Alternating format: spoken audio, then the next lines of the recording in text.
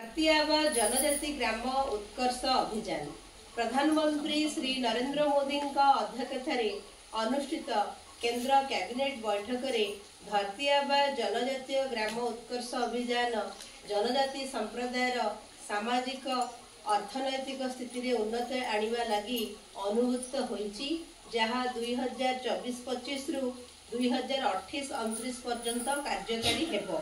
भारतीय जनजातीय ग्राम उत्कर्ष अभियान भित्तिभूमि स्वास्थ्य सेवा शिक्षा एवं जीविका क्षेत्र रे गुरुत्वपूर्ण व्यवधान को दूर करी जनजाति अंचल एवं संप्रदायर व्यापक विकास पई केंद्र सरकार द्वारा शुभारंभ होईछि। यह एक समन्वित आभिमुख्य एवं भारत सरकार विभिन्न योजनार समन्वय माध्यम मिशन लक्ष्य हासिल करिवार एक सामग्रिक एवं स्थायी प्रयास।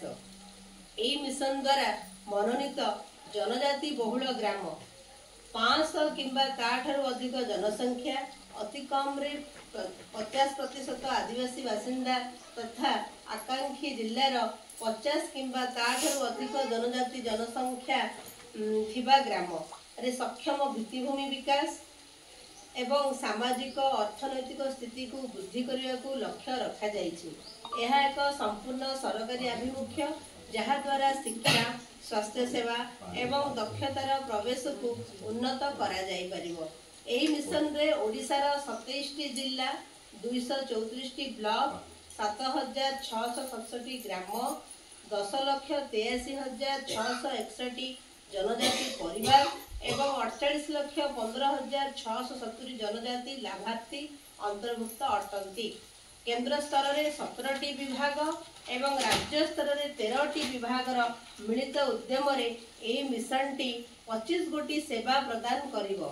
निरापद वासस्थान विशुद्ध पानीय जल और परिमल व्यवस्था उन्नत शिक्षार सुजोग स्वास्थ्य और पुष्टि सड़क और दूरसंचार संयोगीकरण विद्युतीकरण स्वच्छ और नवीकरण शक्तिर प्रोत्साहन एवं चिरस्थायी जीविका सुजोग भली सेवा गुड़िक एही मिशन रे उपलब्ध होई परिबो। आमर सुंदरगढ़ जिल्लार बिसरा ब्लॉक रे 11 गोटी पंचायत एही भारतीय जनजातीय ग्राम उत्कर्ष अभियान रे अंतर्भुक्त एवं 34टी ग्राम मध्य एथिरे अंतर्भुक्त।